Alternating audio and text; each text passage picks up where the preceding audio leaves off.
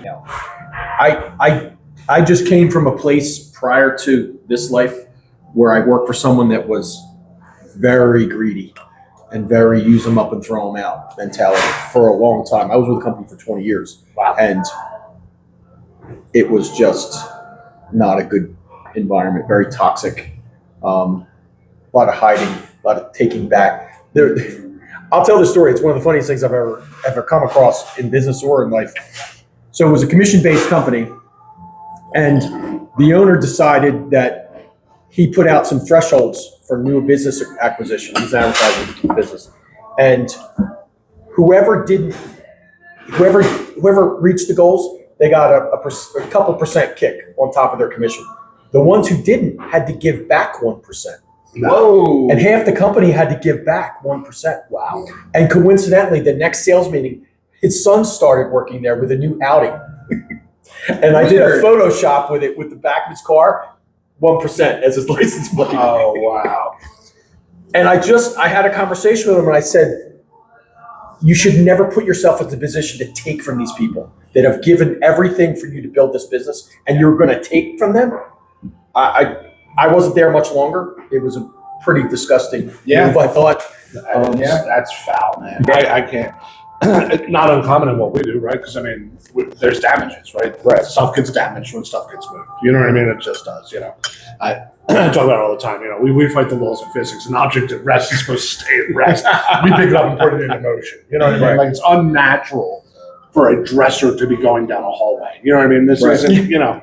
I like that point. It's not Beauty and the Beast. You know what I mean? Everything doesn't come to life. You know.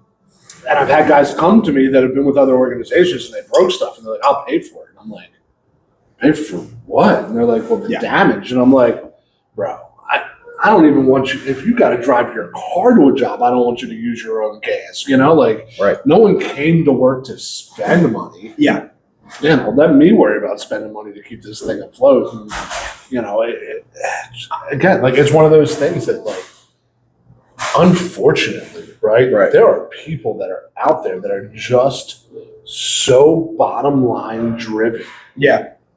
That they can't see any humanity. Coincidentally, this was the gentleman that on 9/11 walked up to everybody that was gathered around a TV and shut the TV off and said, all right, everybody back to work. And then proceeded to walk out the door to go to a golf outing. Huh. Does he have a LinkedIn profile? We could So here's the thing though, right? So like all of these experiences, right? If you don't have them, if you're not having people that are sharing them with you, these are all the lessons that put you in a position to be able that drive that entrepreneurial spirit. Right? Yeah. Like I don't want anybody else to have to, right? Like you're in it, right? So like you weren't there much longer than that. And you know, what comes out of that, no one should be treated that way. And I think that's how I run our business I have two partners and that's how we run it top to bottom. Yeah. Is our employees are first. There's no close second to that. The customers, yes, but employees are always first to us. It just customer acquisition is easier than employee acquisition. We love our customers. We want to do our best for you. You know what I mean? Like we do. But like service industry isn't perfect. We gotta trust those guys. You know what I mean? I don't have to trust a customer, but I have to trust the guys that work for me. Yeah. Yeah, we've actually used those. I mean, I consider them opportunities when something bad happens in the field. Let's say somebody messed up. It's an opportunity to look at our system. It usually always comes down to communication. Where was the communication breakdown?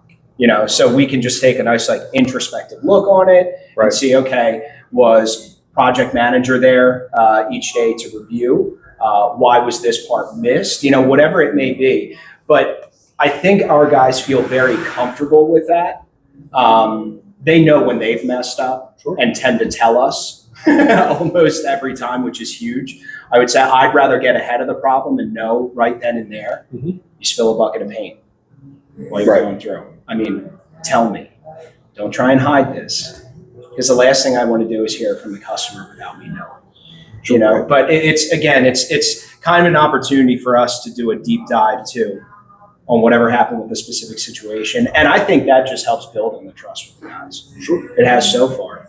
But and I guess it circles back to that transparency. When you're willing to be transparent with the people that work around you, it gives them the ability Yeah. to be, you know what I mean? Like, if I can be like, I'm going to use a very industry specific term. I don't know if they use it where you work, but if I tell the guys I shit the bed, but I'm willing to clean it up, Yep. then it gives them an opportunity that when they have something similar, they don't have to worry about hiding it. You know, let's bring it down. Let's just deal with it heads on. I don't want to be blindsided. And for my kids watching, Uncle Tom could say that word, you can't. Yes, no, yeah. I mean, you can in the proper context, just not in front of your mother. But you know, I don't want to be blindsided by the customer. You know what I mean? No, like, they're, you know, and we're going to do what we need to make it right. On both ends. You know, There is nothing worse than that text or that phone call, that blindsided, like you said, by the customer. I think that as an entrepreneur, that's that scary thing in the closet that'll keep you up at night. And you go, what happened? But at the same time, you talk about like your own failures from the top. I mean, I've underbid jobs before, and the guys get out there and they go, "What the hell happened?" Yeah, and I'm like, I don't know. Maybe we needed to turn one over quick. Maybe we needed to go through this. It was a point of sale with that. All I know is I messed up, guys. What can I do to fix it? Do you need a better tool, a more efficient piece? Do I need to bring a sub in that way? Like that one is happening. So you mentioned the word entrepreneur. Yeah. Is that even a word like 25 years ago? I feel like that's something that's probably now some business, but I books feel and on more everyone's mobile. Facebook profile, it's entrepreneur or digital creator. right? Yeah. So I think entrepreneur was like a more elitist term. You know, Right. Yeah. I think that it was a great part about where we live, right? Is that's available to everybody. you Yeah. know? Right. But I feel like, to your point, I think I understand what you're talking about. Like, I feel like there's been a shift, right? Right. Where people.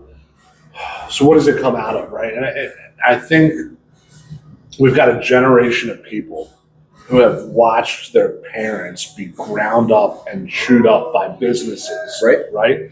Treated like a number, treated to treat the bottom line, cycle through jobs, that the golden watch and the Kool-Aid party went away. Perfect point. It used to be just, the long hairs that had like 15 or 20 on their 15 or 20 different jobs on a resume. And watching my father lose a job because of X, Y, or Z. Yeah. Now Pension get hit because of something in the market. stock options. Man. He worked for a company where he was paid in stock options, and the company was doing really, really well. Mm-hmm. And things looked good, and everybody bought in and bought more stock. And he just sold up the last of it when he was getting it. I'm not going to talk about the company, but when he was getting it, it was $60, $70 a share. It was trading that. He just sold off the last at under $3. Because it's just holding up a space in his portfolio that's never going to recover. So for me, and I'm a little bit older than you, and Pat's younger than both of us, but I watched that happen at a low level for my dad. But these guys who were born a little bit after that, who watched the crash in '08, and their young parents lost a home or had to downsize, and mom and dad were both working 2 jobs. So you have 4 jobs in a household just to keep things afloat. That last little 5-year span of those promised certain things with college. Sure. Hey, college will get you this, but if it doesn't make you a worker bee and put you right in that corporate setting. Right. It leads into a great thing that I've been trying to discuss and trying to cultivate my theory on this for a while, and this is obviously a good forum for that. But entrepreneurs, young entrepreneurs, Mm-hmm. I can say in the last year, I've met a dozen very similar stories, men and women that have started from nothing, started up something, and they've got something really cooking. They have a large electrical business. They have their own brick and mortar hair salon. Yeah. They have these substantial things. And almost every one of them. What about our friend the landscaper? Right. Trucks. And every one of them, it's the same answer. It's almost like I'm in this weird matrix loop. Okay. Yeah. So you did all these great things. How old are you, if you don't mind me asking? 23, 24. I have to say this. I'm going to go. Who hurt you? I want to go home and punch my son in the arm. No, he's so great. Who hurt you? No, and I have a theory. I'll throw it out. All right. So picture you're 17, 18, 19 years old, and your summer off from school. What are you going to do? You're going to go get a job. You're going to go work at Chick-fil-A. You're going to go work at Wawa. You're going to work somewhere. Lifeguard at the pool. Silly job. Okay. So these guys, 4 years ago, COVID was here, and there were no jobs like that. Mhm. You couldn't just go work at a convenience store or go work at a fast food place because they weren't hiring anybody. They had a couple employees and they were shut down. Everything was takeout. So now, how am I going to get money? I got to think of some creative ways to start up a side hustle, start up a business, just to make a couple bucks. And it's not just the thinking of those ways. I think that generation right there, because I'm not going to call it millennial. I think it's that 20, I don't know, you want to say 18 right now to like 25. Okay. I think they were the first to truly unlock the internet, the different ways to filter this information, to figure out what was working best. I mean, they weren't waiting for an article to be published. They weren't waiting for maybe, I would say, a podcast to come out on the topic, but because there was probably so many already. But they knew already, because they grew up with the internet and technology that way, already how to navigate it and find those answers. I mean, I can make the comparison of my first stint in college compared to the end, where you're Googling and finding a lot of these questions and answers, which is for the little test part you of have to college, take. figuring out problem solving. So, and it just comes down to efficiencies that way, Right. which is weird to say. I mean, for all the knock that generation gets, I mean, if they're turning that around, I just think they're using that information. They don't for punch the in and best. punch out 9 to 5. They don't have any concept of going to work and, going up in a glass elevator and working in an office in a hive for a while. They're just going out and making it happen. I really think it's one of the first cases where you can look and say, hey, they're actually enjoying what they're doing or what they're doing. Video game streaming, for instance. Do I love going out and repairing things? No. It's the hardest thing for me to do at my own house. I enjoy speaking with people and networking and growing those relationships, which is now my role. But before that, I wasn't waking up just, to be fair, to fix this piece. To be fair, and we've had this conversation, you just happen to fix things. Okay, you just there it happen is. to build things. I'll You're a networker and a marketer. Your vehicle right now is home improvement. It's the best in the business. It's handyman services, unparalleled as far as an organization and a process. But that just happens to be what it's like. You could be a candy maker in a month, and you'd be the best candy maker there is. There'd be a process, and I appreciate that. Cheers. No, I said it before. Wolf Home Pros is a tool to be able to gain that. But before we get off that topic, I mean, these kids are passionate about what they're doing. Well, I mean, they enjoy there's that it. shift. There's that shift from the ends justifying the means to the means justifying the ends. And I think you touched on it. And I think it's part of the answer to the question that you're looking for.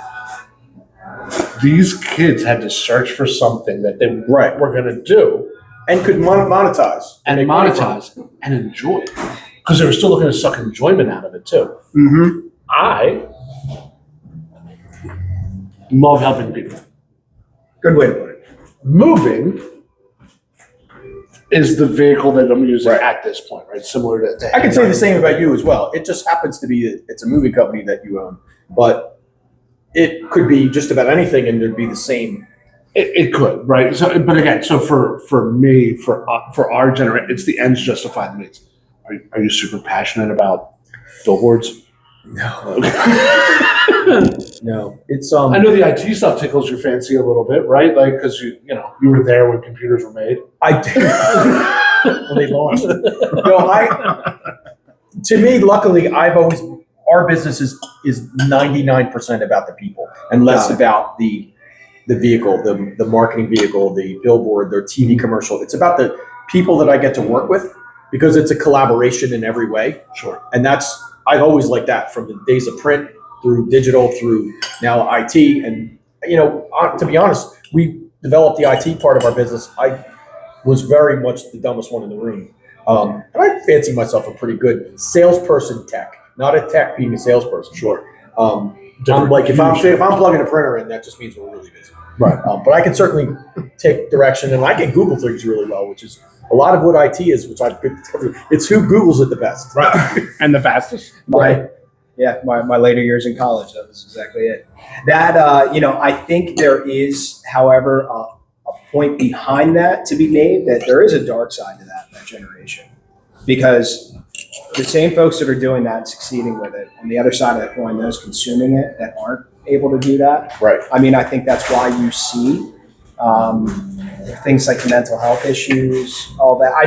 Now, again, a lot of circumstances behind that, but when you see your own generation absolutely dial into something that they love to do and they're getting paid for it, I mean, huge. But how does that connect to what we do? I think those that do the best at it are truly authentic. Yes. I mean, truly authentic about it. And that's the truth. We're talking.